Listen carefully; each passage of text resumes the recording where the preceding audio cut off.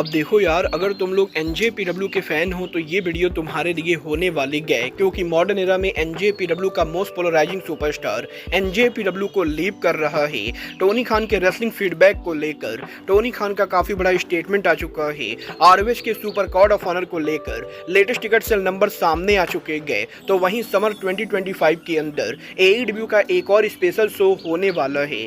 तो गाइस चलिए बिना किसी देरी के शुरू करते हैं इस वीडियो को। और गाइस सबसे पहले बात करेंगे एईडब्ल्यू कोलिजन के व्यूअरशिप की। और बात करें अगर यहां पर एईडब्ल्यू कोलिजन के व्यूअरशिप की, तो गाइस ये बात तो आप सभी को याद होगी। 5 अप्रैल को जब एईडब्ल्यू का कोलिजन शो हुआ था तो एईडब्ल्यू कोलिजन को 3,35,000 व्यूअरशिप मिली थी। बट यहीं इस हफ्ते जब एईडब्ल्यू का कोलिजन शो हुआ तो 12 अप्रैल को एईडब्ल्यू कोलिजन की व्यूअरशिप लास्ट वीक के मुकाबले काफी ज्यादा बढ़ चुकी है। और 12 अप्रैल को एईडब्ल्यू के कोलिजन शो को करीबन 4,55,000 लोगों ने देखा है, जो एईडब्ल्यू कोलिजन की एवरेज व्यूअरशिप के मुकाबले काफी ज्यादा है। और ओवरऑल व्यूअरशिप के मामले में एईडब्ल्यू के इस हफ्ते का Saturday night collision show AEW के लिए काफी ज्यादा हिट रहा है।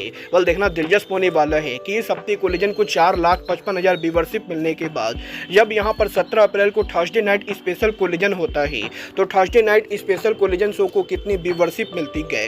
बट गाइस चलिए फिलहाल आगे बढ़ते और बात करते हैं आरओएच की upcoming pay per view super cord of Honor की। गाइज यहाँ पर ये बात तो मैं आपको ऑलरेडी बता चुका हूँ। नॉर्मली आरओएच रेसलिंग हर साल रेसलमेनिया वीकेंड के अंदर उनका super cord of honour pay per view करती गए। बट इस साल पहली बार आरओएच रेसलिंग रेसलमेनिया वीकेंड के बाहर उनका super cord of honour pay per view करने वाले गए। और इस साल का आरओएच का super cord of honour pay per view ROH wrestling 2 मई को बुडकॉन अरीना के अंदर करेगी, जहाँ पर बुडकॉन हॉल में आरओएच के सुपर कॉर्ड ऑफ ऑनर के लिए आरओएच की टोटल कैपेसिटी करीबन 1958 के बराबर है, जहां पर 1958 टिकट में से हमें यहां पर आरओएच रेसलिंग ने करीबन 1200 टिकट सोल्ड आउट कर दिए हैं। बट अभी यहां पर आरओएच की super cord of honour pay per view के लिए आरओएच रेसलिंग को करीबन 700 टिकट सोल्ड आउट करना बाकी है, जो कि मेरे हिसाब से आरओएच आराम से करने वाली है। और आप लोग ये मानकर चल सकते हो कि 2 मई को बुडकॉन हॉल में super cord of honour pay per view के लिए करीबन 2000 लोग अरीना में मौजूद होने वाले गए।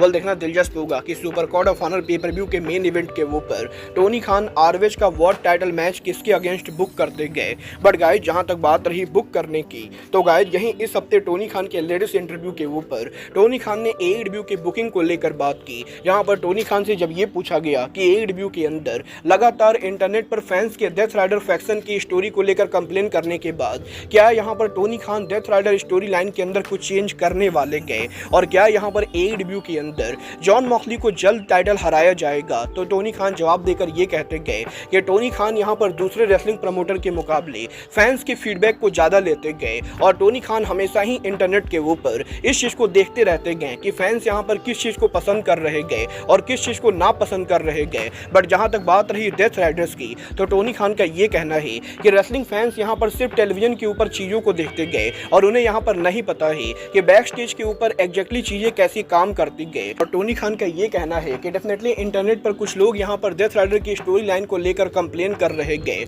बट वार्नर मीडिया की तरफ से एईडब्ल्यू के व्यूअरशिप रेटिंग्स को लेकर जो इनसाइट मिलती गए वो देखकर टोनी खान ये बोल सकते गए कि death rider story line AEW की one of the most successful story line है। और भले ही इंटरनेट के ऊपर कुछ रेसलिंग फैंस को ये चीजें बेकार लग रही हो, बट एईडब्ल्यू के अंदर वार्नर मीडिया से जो इनसाइट मिलते गए उसके हिसाब से Tony Khan death rider story line को एग्जीक्यूट करते गए। और टोनी खान का ये कहना है कि death rider story line viewership और रेटिंग के मामले में एईडब्ल्यू कंपनी के लिए हाईली सक्सेसफुल रहा है। बट फिर भी यहाँ पर टोनी खान फैंस के फीडबैक को लेना चाहेंगे, और टोनी खान को अगर यहाँ पर लगेगा कि रेसलिंग फैंस यहाँ पर किसी जगह पर कोई सही बात कर रहे गए तो टोनी खान फैंस के फीडबैक को लेकर डेफिनेटली यहाँ पर कंपनी में स्टोरी लाइन में चेंजेस करेंगे। मतलब ये तो आने वाला टाइम बताएगा कि टोनी खान फैंस की सुनकर डेथ राइडर स्टोरी लाइन को कब बंद करते गए। बट गाइज चलिए फिलहाल आगे बढ़ते और बात करते हैं एईडब्ल्यू के समर स्पेशल शो की। गाइज यहाँ पर ये बात तो हम सभी लोगों को मालूम है, हर साल एईडब्ल्यू समर के अंदर काफी सारे स्पेशल शो करती गए,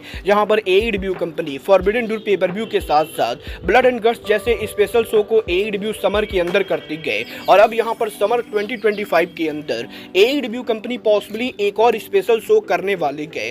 गाइज यहां पर इस हफ्ते एईडब्ल्यू के द्वारा ऑफिशियली यहां पर एक नया ट्रेडमार्क फिल किया गया है, और एईडब्ल्यू कंपनी के द्वारा ये ट्रेडमार्क समर 2025 के लिए फिल किया गया है, जहां पर AEW wrestling day, AEW summer blockbuster name को लेकर ट्रेडमार्क फिल किया है। और यहीं AEW के समर ब्लॉकबस्टर नेम को लेकर ट्रेडमार्क फिल करने के बाद अब ये चीज कंफर्म मानी जा रही है कि AEW कंपनी समर के अंदर एक और स्पेशल एडिशन डायनामाइट कर सकती है। और जैसे AEW का fight for the fallen fighter fest जैसे स्पेशल डायनामाइट होते गए, वैसे ही समर ब्लॉकबस्टर नाम का AEW company possibly special dynamite करने वाली है। और अब ये तो आने वाला टाइम बताएगा कि एग्जैक्टली AEW का समर ब्लॉकबस्टर डायनामाइट AEW कब करती गए। बट गाइस चलिए फिलहाल आगे बढ़ते और बात करते हैं AEW के injured superstar the machine Brian Cage की।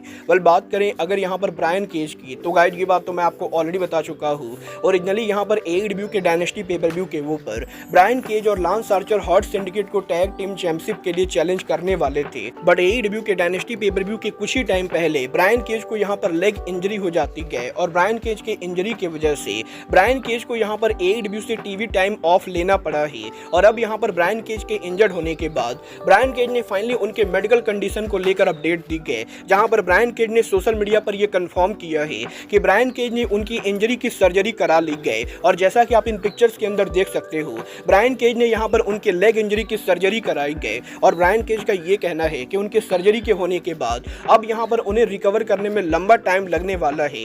बट ब्रायन केज ऑलरेडी यहां पर रिकवरी के लिए ट्रेनिंग को स्टार्ट कर रहे गए और ब्रायन केज ये होप करते गए कि वो जल्द से जल्द AEW के रिंग में वापसी करेंगे। और देखना दिलचस्प होने वाला है कि मशीन ब्रायन केज AEW पर कब तक रिटर्न करते गए।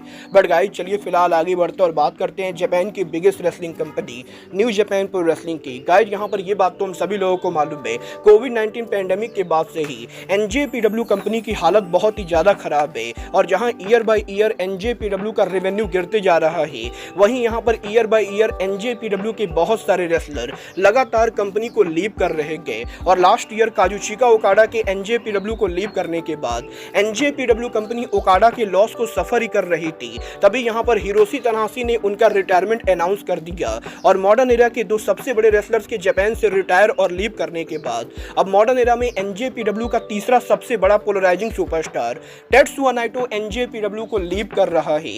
गाइस यहाँ पर आज NJPW ने ऑफिशियली ये कंफर्म कर दिया है कि सालों तक NJPW कंपनी पर काम करने के बाद टेत्सुया नाइटो ऑफिशियली NJPW को लीव कर रहे गए। और NJPW के अगले बड़े शो NJPW रेसलिंग डोंटाकू के ऊपर नाइटो यहाँ पर NJPW कंपनी को ऑफिशियली लीव करने वाले गए। और 4 मई वो डेट होने वाला है जब टेत्सुया नाइटो NJPW में लास्ट टाइम रेसल करेंगे। और न्यू जापान ने यह कंफर्म किया है कि कंपनी और नाइटो दोनों ने यह म्यूचुअली डिसाइड किया है कि टेत्सुया नाइटो NJPW से न्यू कॉन्ट्रैक्ट साइन नहीं करेंगे। और 4 मई को उनके लास्ट मैच को रेसल करने के बाद वो यहाँ पर न्यू जापान प्रो रेसलिंग को हमेशा के लिए लीव करेंगे। बट इंटरेस्टिंग बात यह है कि टेत्सुया नाइटो 4 मई को अकेले कंपनी लीव ना करके बल्कि उनके टैग टीम पार्टनर बूसी भी कंपनी को लीव कर रहे गए। गाइस यहाँ पर NJPW के जूनियर डिवीजन के लेजेंड सुपरस्टार और टेत्सुया नाइटो के फैक्शन के मेंबर बूसी ने भी ये कंफर्म कर दिया है कि वो भी यहाँ पर नाइटो के साथ 4 मई को कंपनी को लीव करेंगे। और 4 मई को नाइटो और बूसी दोनों NJPW के अंदर